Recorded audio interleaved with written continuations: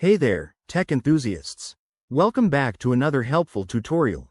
Today, we're tackling how to open and analyze Windows Crash Dump Files DMP in 2025.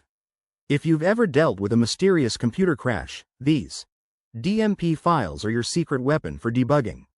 They capture a snapshot of your system at the moment of failure, helping you pinpoint issues like software bugs or hardware problems.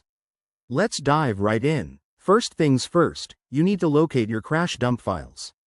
In Windows 2025, head to the Settings app, go to System, About Greater Than, Advanced System Settings, and under the Startup and Recovery section, check the dump file location.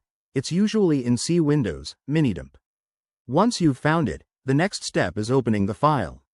You'll need a tool like WinDbg, which is free from the Microsoft Store, or Visual Studio if you're into development. To open the file in WinDbg, launch the program, go to File, open Crash Dump, and select your DMP file.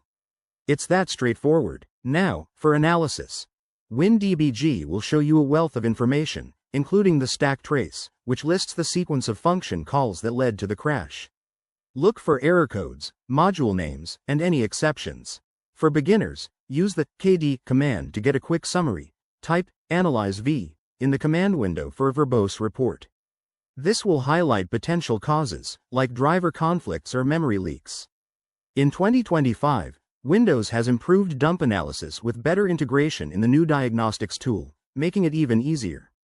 Remember, always back up your files before diving in, and if you're dealing with sensitive data, handle it securely. Pro tip: if WinDbg feels overwhelming, try online resources or community forums for help. Wrapping this up, analyzing crash dumps can save you hours of frustration. Give it a try next time your PC acts up, and let me know in the comments how it goes.